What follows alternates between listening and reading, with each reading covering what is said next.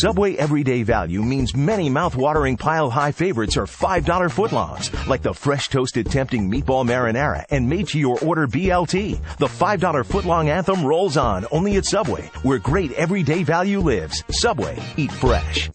The BS Report is a free-flowing conversation that occasionally touches on mature subjects. First of all, This is the BS Report with Bill Simmons. it might be cool, I don't know. And if it's not, I don't care. The BS Report with Bill Simmons. Bill Simmons works for ESPN. He's also named the sports guy, and he writes a comical sports column. He must be a popular dude. The BS Report. It's got a real dirty sound, like a rusty steak knife cutting through a well-aged steak. Now.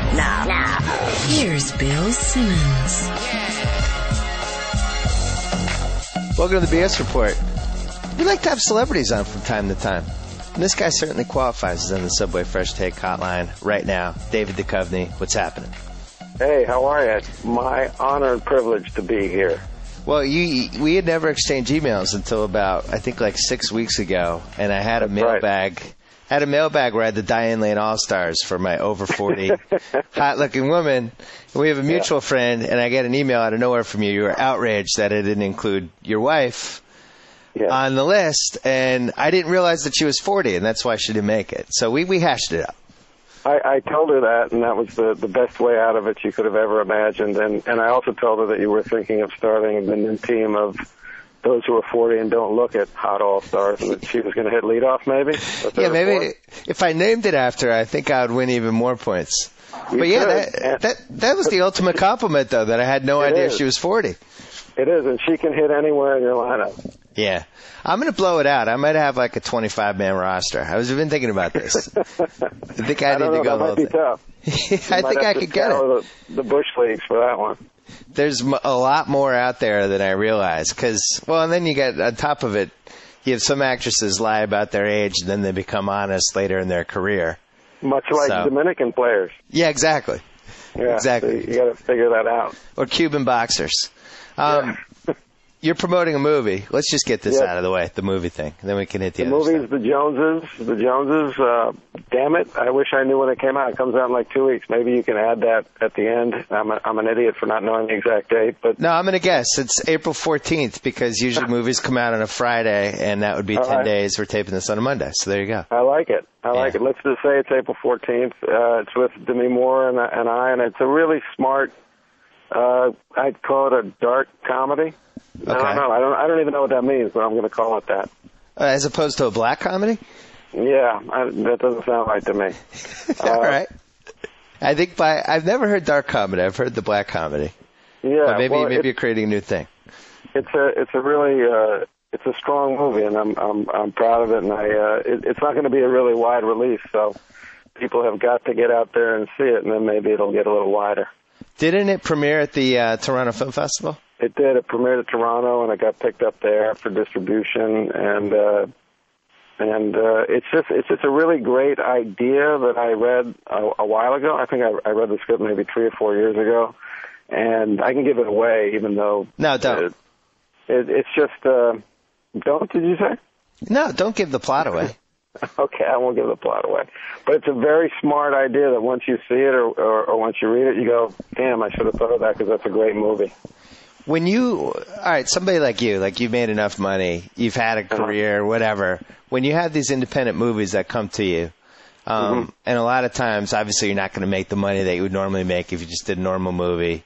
Right. How do you choose, it's almost like a vanity project to some degree, but then if it does well, then that's also good, and you probably get points in the back end, all that stuff. But how do you choose which way to play those, versus big movie versus the small cute movie? Well, it is exactly as you described. It's if something comes your way that you think is a part that you really want to play, or a movie that you really want to be involved with, or another actor who's doing it that you really want to do it, or a director who's doing it that you like. So there are many ways into a project when money is not the way into it. So, the longer I live and the more I work, the better experiences I have when I choose things for the right idea rather than the wrong one. So, was it like Domino's though, where you want to do it, but at the same time you want to make sure somebody like Demi Moore's in it too? It is. Everybody kind of stays at the starting line, like exactly right. Everybody's kind of there, like, well, if he does it or she does it, then I'll do it. And but nobody wants to put their foot in first, and then somebody does, and then it does roll. So have you ever had an experience where you're like, all right, I'll put my foot in, and then nobody else put the foot in? You're like, hey guys, I'm over here. Yeah, usually when I write the script, that's what happens. You in the last few years, you most of the stuff you've done since X-Files has been pretty, like, not mainstream. Conscious decision?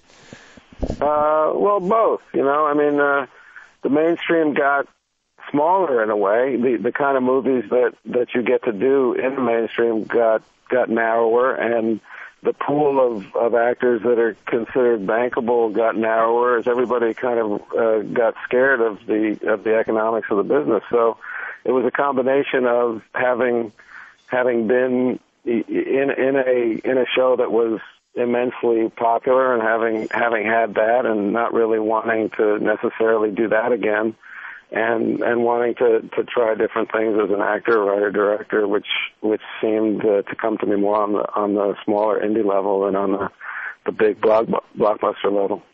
So then you do Californication, which really pushes the envelope in a lot of different ways. That was kind of a counter strategy move to some degree. I don't really know how that happened. I wasn't planning on doing any more television, but then the nature of cable now is that you can do a whole season in 3 months. I never wanted to be tied up for another 10 and a half month run, which is kind of what the X-Files was from year to year.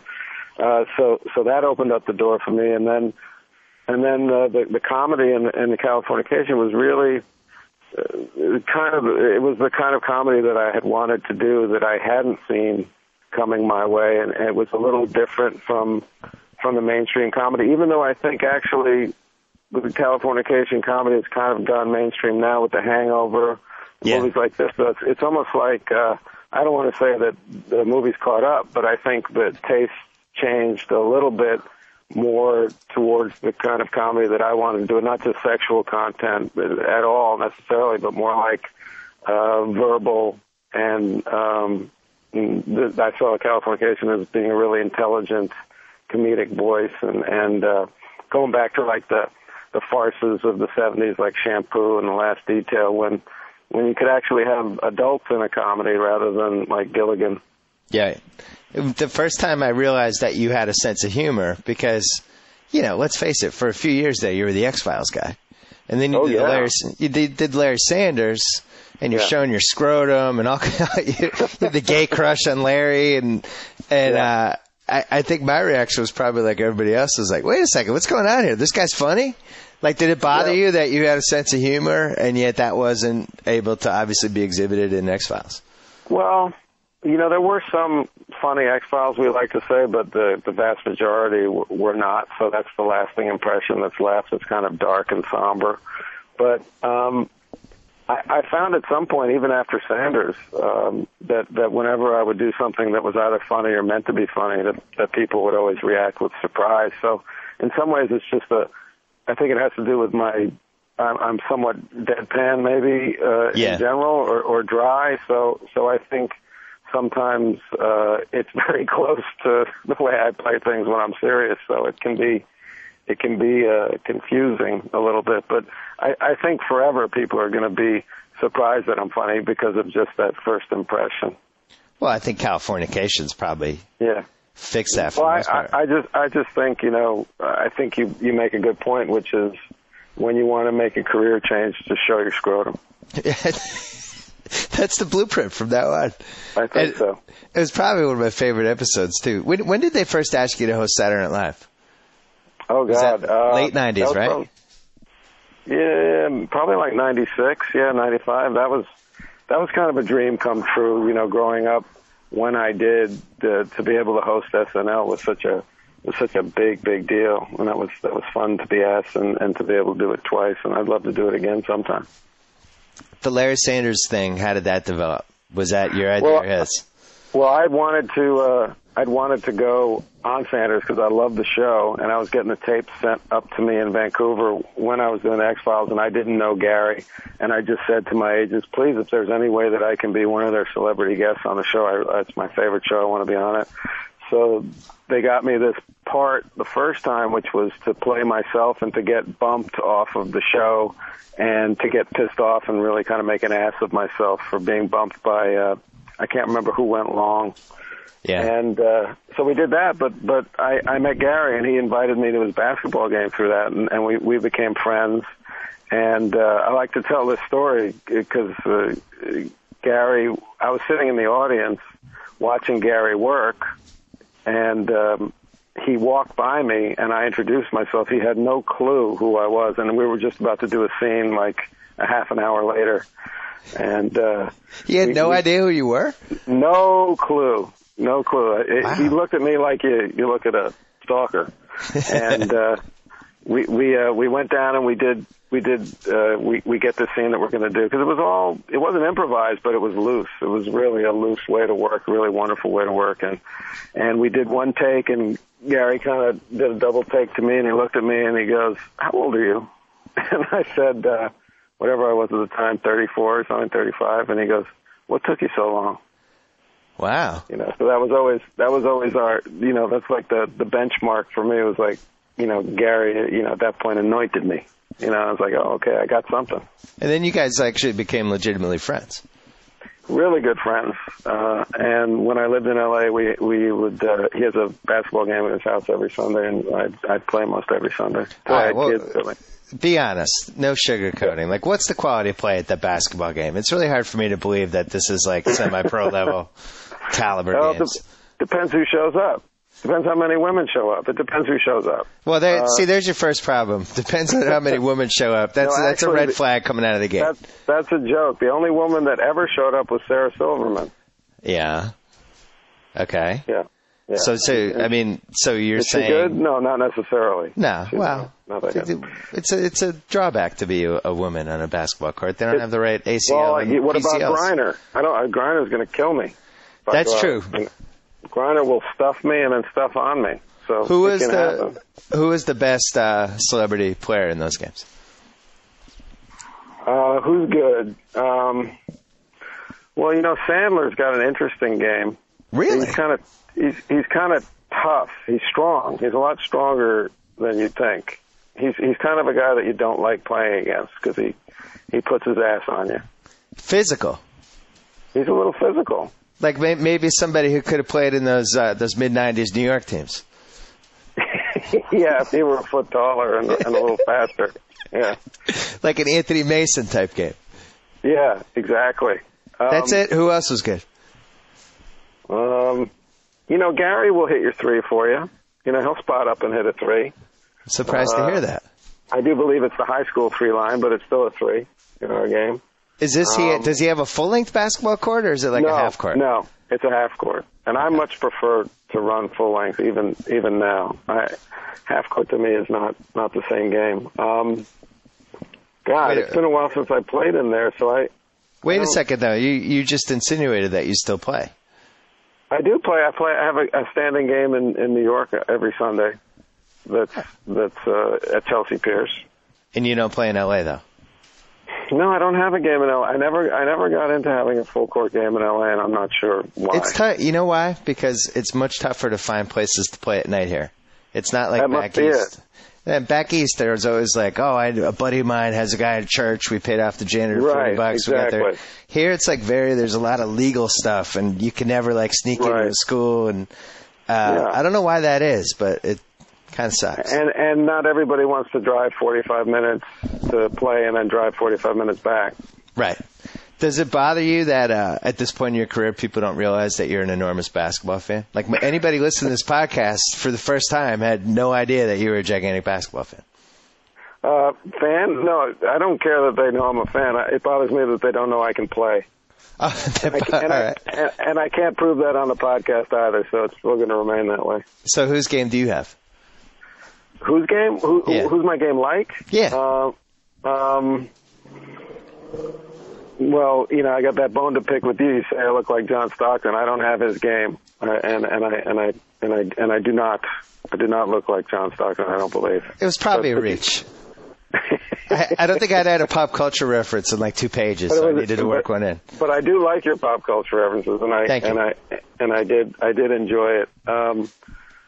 I don't know. I guess I grew up emulating Walt Frazier and Jerry West, going way back. So I was, what everybody needs, which is a 6-foot shooting guard. Oh, that's beautiful. You could play in the Knicks right now. You could play with Tony Douglas. Yeah, I was like Charlie Ward without the handle. Beautiful. I mean, you're a long-time Knicks fan. Yeah. Do you have your guard up with this LeBron thing? How you feeling? Yeah, I don't know if it's going to happen. I really don't know.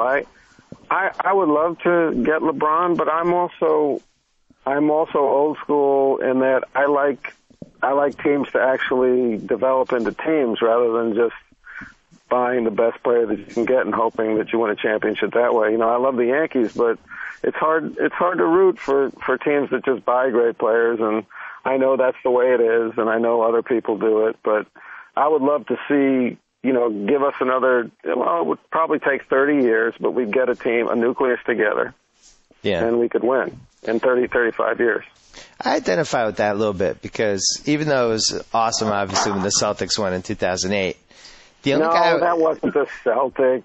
That wasn't really the Celtics. But I'm saying, that's my point, is that the only guy I really felt attached to was Pierce, because I had watched him for 10 years, and I was legitimately happy for him. The other guys I had just met 8 months before. It was hard for me to be like, oh, God, I'm so happy for KG.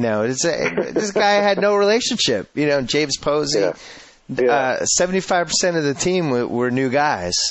And it felt weird last year in the playoffs when they eventually got knocked out in the second round, but were really fighting to show a lot of pride. We were banged up. I felt more attached to that team. I knew those guys at that point, and I think you were happy for GP, weren't you?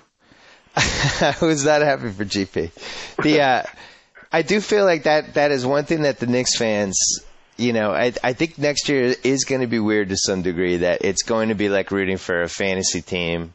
Or a team like a video game team where you get to create your own team with the players, stuff like that. On the other hand, the chance to watch LeBron for 41 games a year plus playoffs, you can't put a price on that. Well, what are the odds you think of LeBron going to New York? I think it depends on if they win this year. Plays a part of it because nobody's ever left a team that won the championship to play somewhere else. Right. In the history of the league, that's even Wilt won in '67. They lost next year, and then he left. But I think it's really going to come down to how not only the Knicks, but everybody in New York passes along the sentiment that this is a different city than all the other cities. And he might know that already because he's played there a couple times, and there's been so much energy in the building. But I don't know if he properly realizes what it would mean to turn basketball around in New York and how much he would mean to people if he did that. That's true. But so how do you convey that to him? I don't know. I think he probably gets that. I think you're right. I think he probably gets it. Because he comes, I think, once, twice a year, depending on whether it's usually 3 games. I think this year I think he played there twice. But and the Knicks fans always rise to the occasion for him because it's almost like you're like it's almost like he's married to somebody else and you're the girl trying to steal the husband away, and you got to like dress really sexy and hit on him basically. And that's what the New York fans do. They want to show him, hey, look, you could have this. We could be yours every game. I didn't see Cleveland, but if I go in next year and he hasn't made his move yet, I will wear a dress. It would probably be a good move. We went to the same Knicks game. We weren't sitting together, but I didn't even know you were there. They showed you on the Jumbotron. Yeah. And I emailed you after, and you said that it's absolutely the most terrifying thing ever to be shown on the Jumbotron. Why is that? Well, I just always assume people are going to boo me. It's just like that insecurity that you have. It's like, you're not worthy to be up on the Jumbotron. Sit your ass down. What are you smiling at the camera for? But you've never been booed, though. You've never been booed, though. I have not been booed on the Jumbotron, but it's going to haunt me. I had to, the worst thing happened was I took my kids to a Globetrotters game, and the Globetrotter came up to me and made me dance at midcourt with them. That was almost worse than being on the Jumbotron. There probably wasn't 15,000 people there, though.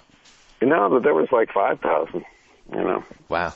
So you split back and forth between New York and L.A.? Yeah, mostly New York now, but shoot Californication here in L.A., so that's 3-4 months. And the difference between the sports scenes, I mean, most people know, but what do you think the LA sports scene is missing the most compared to New York?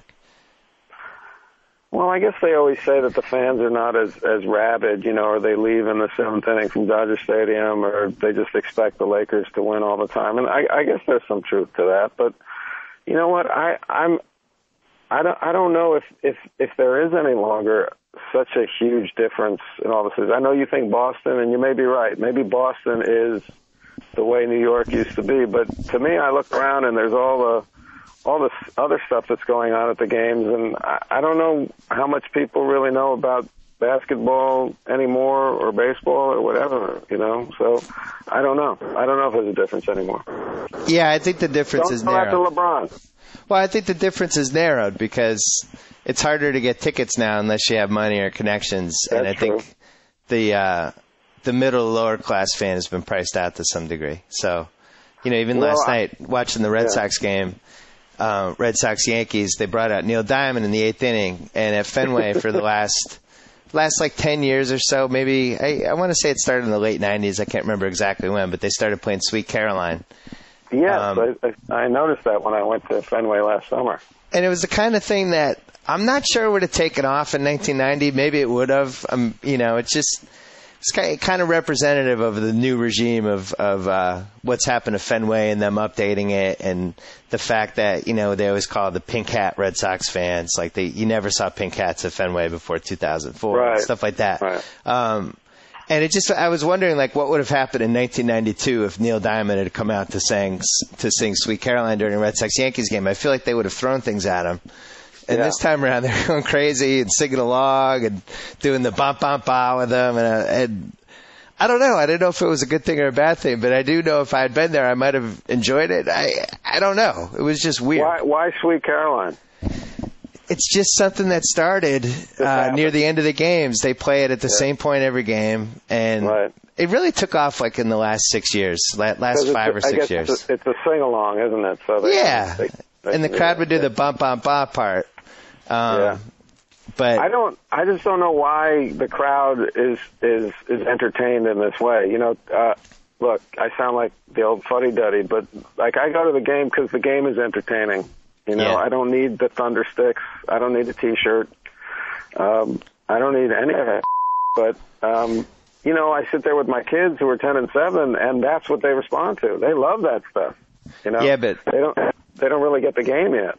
So they're really happy with Sweet Caroline and the T-shirt machine gun and the stuff that happens in between timeouts. Yeah, I took my daughter last month, I think, to a Clippers game, which is the worst way to get your kid to like sports. Take them to a Clippers home game. It's almost like it's probably a bad idea. You should do the opposite of that. But and she looks forward to the cheerleaders and anything that happens in the Jumbotron, the kiss cam. Stuff like that. I will say I do love the Kiss Cam. I do enjoy the Kiss Cam as well. Yeah. I've even written that. I think it should be a TV show. You think like NBC, they have this 10 o'clock thing to fill. Yeah. I would put the Kiss Cam on. With the camera? Just roll around with the camera. Whoever is on has to kiss? I would have just put 10,000 people in the Staples Center and just go around with the Kiss Cam and then come back from commercials and just do more. I don't think people would turn the channel for like 10 minutes. It's a strangely beautiful idea.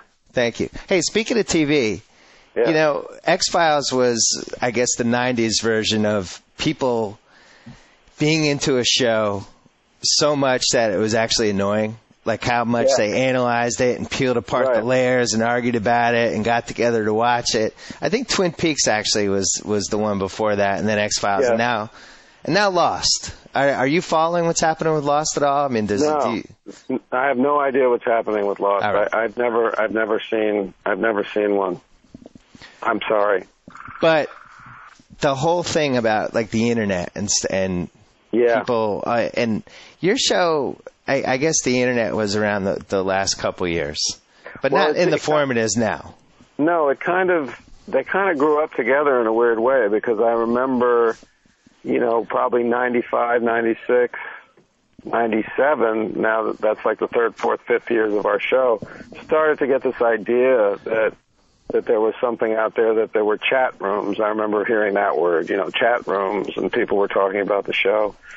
So I think that we kind of grew up inside this like baby internet, but we never really got exposed to the terrible, the tabloid celebrity internet culture that exists now, or even like what you're referring to with Lost. I'm not sure. So certainly it was maybe a little more innocent back then, but it was coming. It was starting.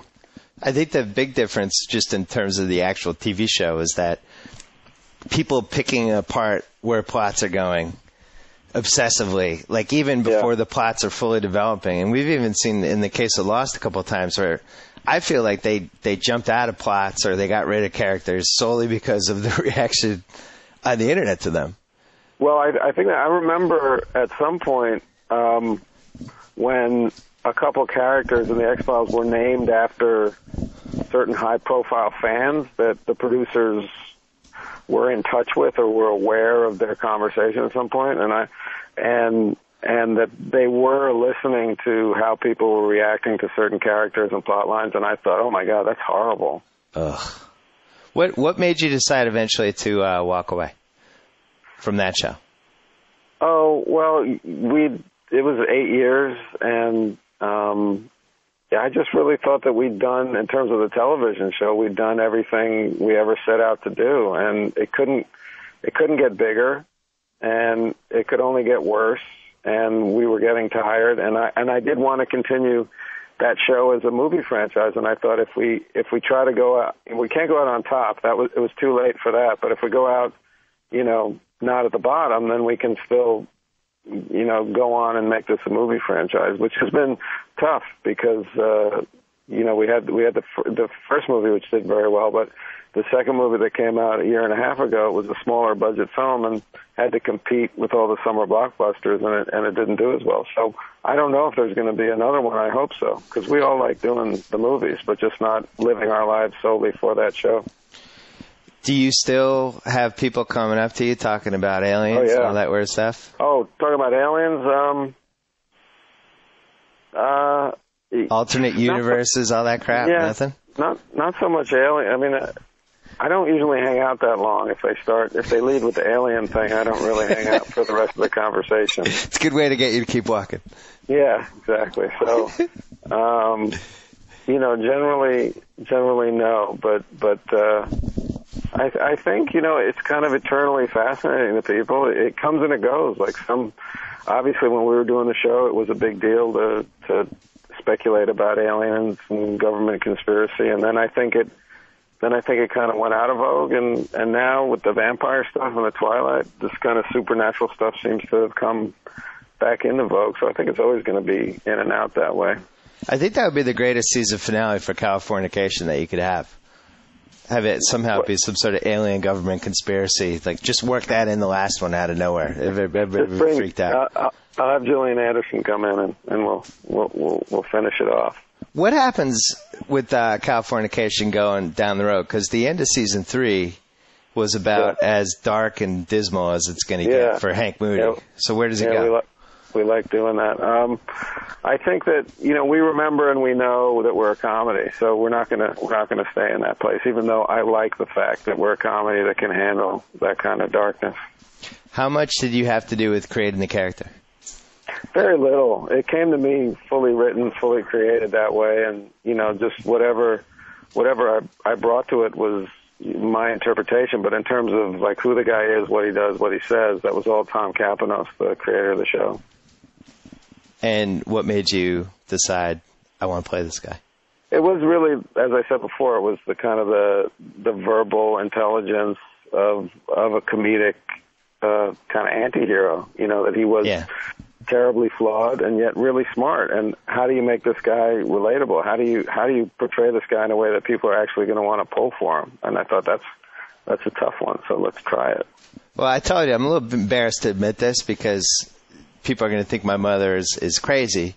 Actually, she is crazy. I want you to think that. But one of her favorite shows is Californication. She's 62 years old, and I told you this, and I was like, this is a little embarrassing, but my mom loves your show because it's, you know, your show's not exactly a PG show. Some stuff happens on it. There's some nudity, there's some sex, there's bad language. Bad language. And you told me that not only were you not surprised to hear that, but your show does fantastic in that age range. It's odd. I mean, I don't know that for a fact, but I know just walking down the street in New York, I get more women who appear to be in their 60s coming up to me and saying, "I love your show," than you would imagine. And you had a theory on this. Do you want to share the theory? Oh, what was the theory? Your theory changed all the time. It was that people like get to a certain age and they they don't care. They're like, yeah, let the young people just go have a good time, screw around, have fun, drink, come on, relax. No. The other theory was better. What was it? It was about how Hank Moody is the kind of guy that these women grew up knowing in the 60s, 70s, where everything became politically correct.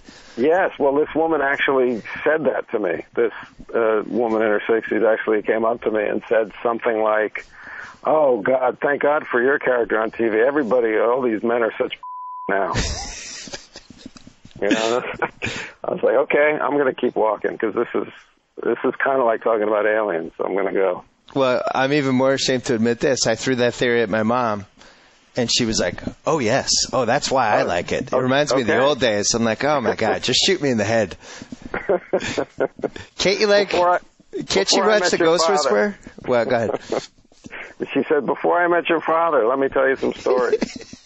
Yeah, but I'm worried about those stories. I just wanted to watch like Ghost Whisperer and NCIS LA. I'd be happy with. I'd be happy if she did not watch Californication, but apparently I have no choice. That's my mommy. That's my mommy watching Dancing with the Stars. Yeah. I mean, she's looking for a show now, and I was like, what about Parenthood? So she watched some Parenthood, and she was like, not enough oomph to it. And I didn't even want to know what oomph was. Yeah, you know what oomph is. Yeah. I don't know if I want to know what the oomph is. But yeah, it was a little too sterile for her, which worried me. Yeah, she was telling me about some show. She saw some movie where Ashton Kutcher's a gigolo. I can't believe I'm telling my stories about my mom. Yeah, she's like, "Oh my God, Ashton Kutcher, he's a gigolo, and it's really, really pushes the envelope." And I just can't imagine anything worse than my mom watching a movie where Ashton Kutcher plays a gigolo who's pushing the envelope, whatever that means. Yeah, you don't want to know what the envelope is. Yeah, I don't know what the envelope. I don't want to know what the envelope is. No. Oh, that's by the way, you worked with his wife. To me, yeah. Was he on the set? Once or twice. Nice guy. Very, very sharp guy. Sharp. Smart.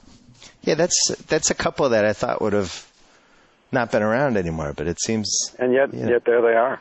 Yeah, the age range it doesn't usually have that long of a shelf life for Hollywood. She's got to be. Was she on your team? She's on your team, right? Of course. Yeah. Oh, there's no question.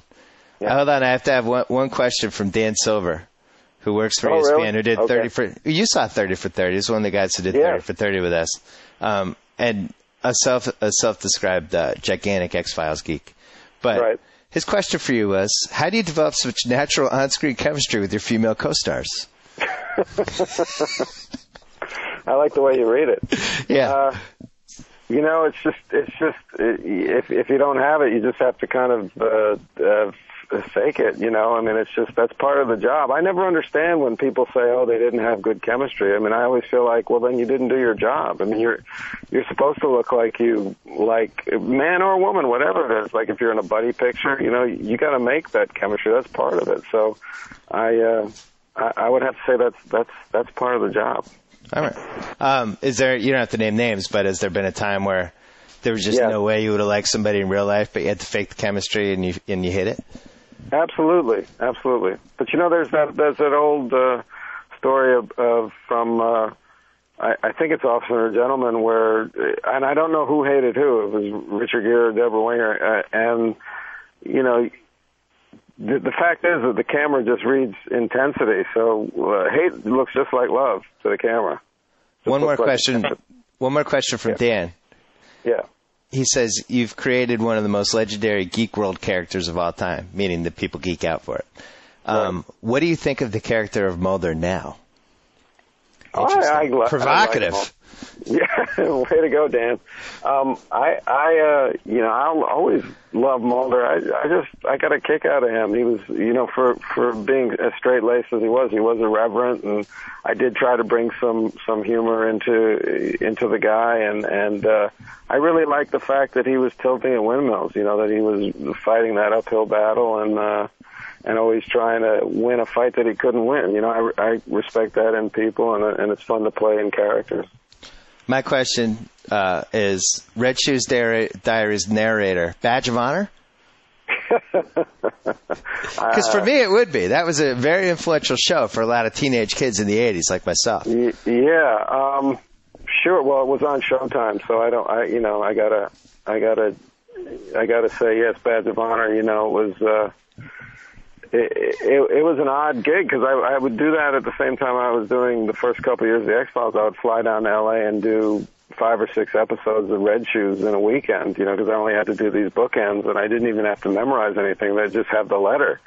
So I would just be like a goofball that would sit on a bench with a dog and read a letter out loud to the camera. And I thought, well, I guess this is easy money, I guess I thought at that time, All right, my other question is, why haven't you made a sports movie yet?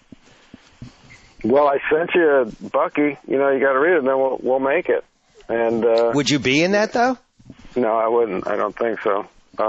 You don't want to play like the coach of a rundown Division I college basketball team. You coming back from a drinking problem. They're giving you one last chance. Kind of like Fast Break for 2010. Yeah, well, I would love it. I actually auditioned for White Men Can't Jump back in the day. What? I don't know. Yes, I don't know. That was like one of my first auditions when I came out to LA. I didn't get anywhere on it. I didn't get close. But before you got to read, you actually had to play ball. So that he weeded people that said they could play ball out first, and then you got to read. So I got to read. My ball was good enough. My acting wasn't. You know what the irony of that is? Well, first of all, Woody Harrelson is an excellent basketball player in that movie. He's a good ball player.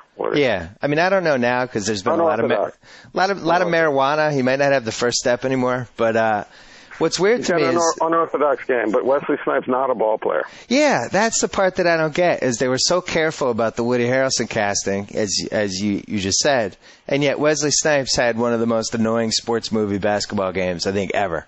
Top 5. Well, what I love is whenever they would do slow motion, because obviously they had to, he'd be dribbling, and you would see that the ball was just about to rise over his head after this particular dribble, and that they would cut right at that point, He had no handle. How did you feel about the alley-oop at the very end? I don't know if I believe that, if you're dunking home that alley-oop in the Woody Harrelson role. I've never asked Woody about that. I should ask him. Because how tall is he? He's not taller than 6 feet. No, he's just about 6 feet. No, I don't believe it. I don't believe it. I mean, fortunately for him, everybody, that dunk has now been forgotten because Ed Norton's reverse two-hand slam in American History X has now overshadowed all the most unrealistic actor dunks ever. That stands alone.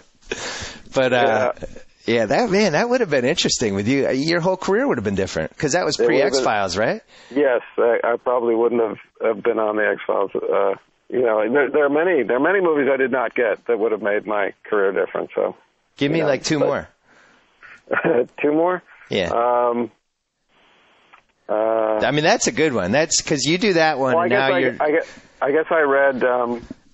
I forget who fell out of the Brad Pitt role in Thelma and Louise. I believe Billy Baldwin was doing it and fell out, and they were reading for actors to do that, and obviously Brad did it and became a huge star just off that movie. So I guess if I would have gotten that and I would have acted and looked as good as Brad Pitt, which is not likely, then that would have changed things. And then, but then you did act with him in California with a K. Yeah, I guess it was was it before or after that? It was right around the same time. It was after that. Yeah. And then I can't remember another one, but I'm sure they're there. Oh, I can't tell you that I tested when I first started acting. I tested for the network for Full House, the comedy. As Uncle Jesse or one of the other guys? I think they had me as everybody. They didn't know where to fit me in. They kept on trying to fit me in somewhere, and they didn't. But I imagine that would have made my career different as well. And probably not. You probably would have been wealthy, but I'm not sure where you go after that. Then people would have said they would have known I wasn't funny if I would.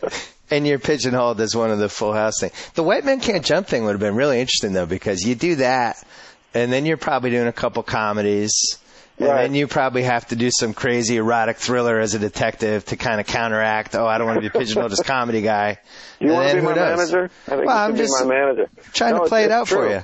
It's true, but the thing is, to be absolutely honest with you, I was not good enough or ready to do that movie at that point, and there was a reason why I didn't get that role, and somebody like Woody Harrelson would have. And I actually needed the day-to-day acting of what I got to do on the X-Files day after day, 10 months, 14 hours a day. And it took me probably 2 or 3 years of doing that to even get to a point where I think now that I was halfway decent. So I was like, I needed a lot of work to get to where I could access what it is I think I can do. And at that point, that White Man Can't Jump, I couldn't do it. Sounds like the Malcolm Gladwell Outliers book, where you need 10,000 hours of reps. You know what? I think I needed 10,000 hours of X-Files. Yeah, and I think you did it. I think there's 10,000 hours of DVDs. I think there are. You have 30 seconds now to convince LeBron to become a Knick next year. LeBron, if you come to the Garden, you will bring a championship to. It'll be like leading the Jews to the Promised Land. It'll be that momentous for New York as a city. You will bring us pride. You will justify our worshiping of our 69, 70, and 72 teams. You'll make us forget about Earl Monroe and Walt Frazier. You will be the only thing that we ever remember will be LeBron. There it is. David Duchovny. The Joneses coming out April 14th. Movie theaters everywhere. Thanks for being on the BS Report. Come on during the playoffs. It was my pleasure. All right. Talk to you soon. Right, bye. So I get to sign off. Whoa. Thank you for downloading the BS Report with Bill Simmons. Too much fun. Check out more podcasts at the iTunes Music Store or at Podcenter at ESPNRadio.com. Peace out. With all the talk about sports, Bill Simmons neglected to mention this important just breaking news. Subway now has breakfast.